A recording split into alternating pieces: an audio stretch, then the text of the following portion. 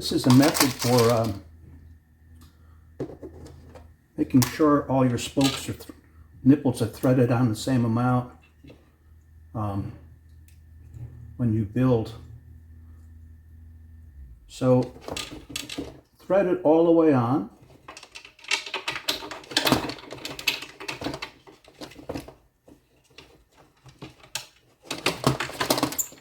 And now just turn this until it bottoms out. It's as simple as that. You just do it with every single spoke. Now what I have here now is 6 millimeters showing. And I like to keep that kind of long, because if you make it too short and your spokes are a tiny bit short, by the time you get halfway through the build,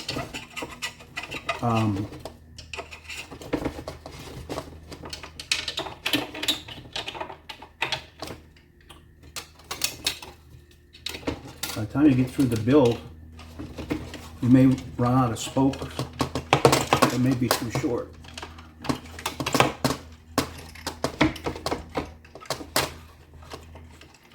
One of the key things when you're doing a carbon wheel, the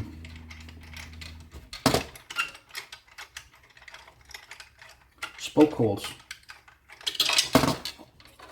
try and keep them a little bit too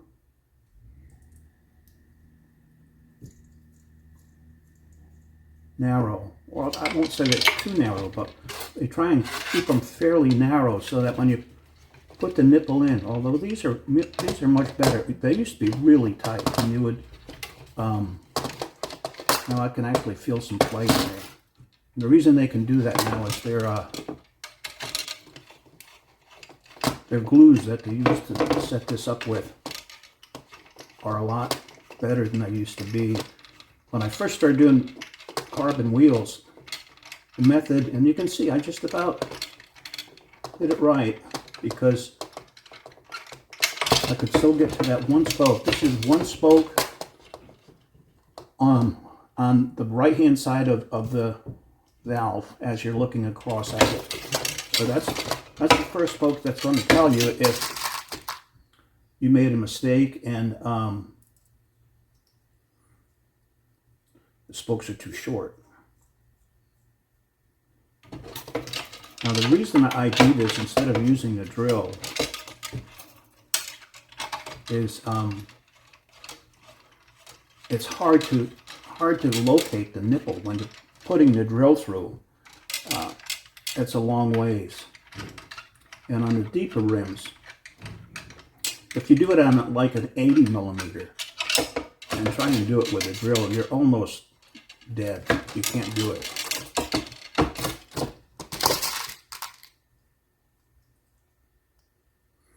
So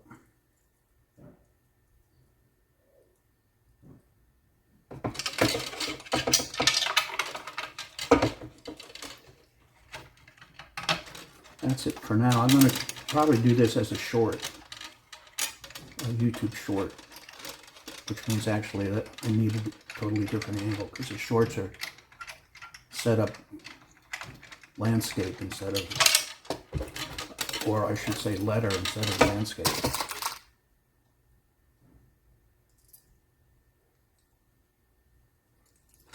But the carbon has come a long way in the last 15 years. It used to be on a carbon wheel, you looked at it funny and it would crack, you know. They did a zip at one point. They were all really trying to get on Pro Tour teams, because at that point the only carbon wheel people were triathletes.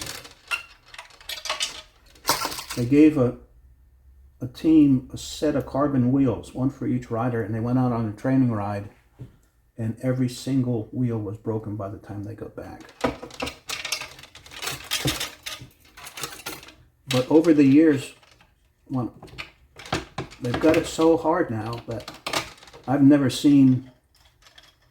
had a broken spoke nipple. I think, ever. You know, and that's aluminum wheels crack on the drive side nipples. And as you can see, I'm not using any washers in here. You don't need them because these things are bulletproof. The spoke bed on this is 4 millimeters thick. Aluminum, it's 3 or 2. And you notice when I'm threading the nipple on, I want to make sure that there's a straight line between here and here, and I tend to push down on it because that makes it a heck of a lot easier to thread. If you get it offline, you can be putting the nipple into the end of the spoke and turning it, and it won't engage. Now, one of the things you have to know when you start doing wheels is no matter what you do, you're going to drop tools. See, this is, sometimes it's hard to find that end. Thread it all the way up until the bottom's out.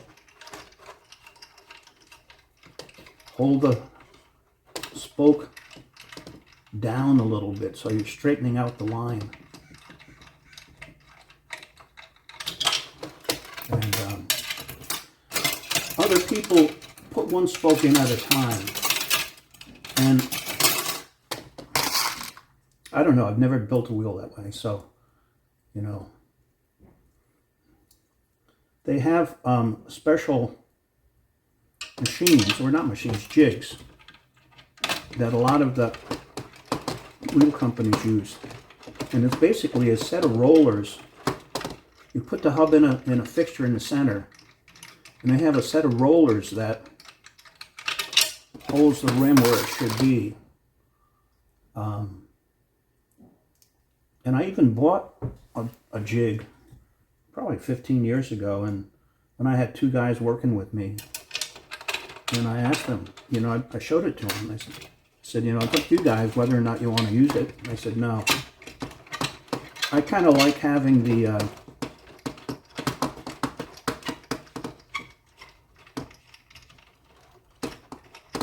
this so that when I drop things, it's not if, it's when. You know, I don't have to bend over and go on the floor.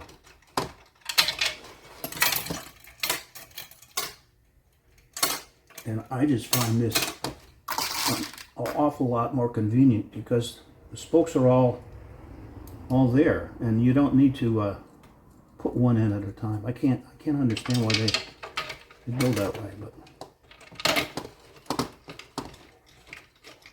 you can see there's no magic to this lacing, especially on a radial side.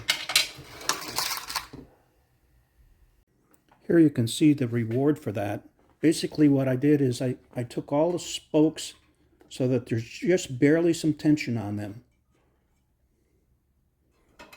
And I got about, you know, out of 20 out of 24 where there was tension, and then there were 4 still a little bit loose. So normally a half a turn or so we'll get them up so there's tension. But you can hear it. I'll do drive side first.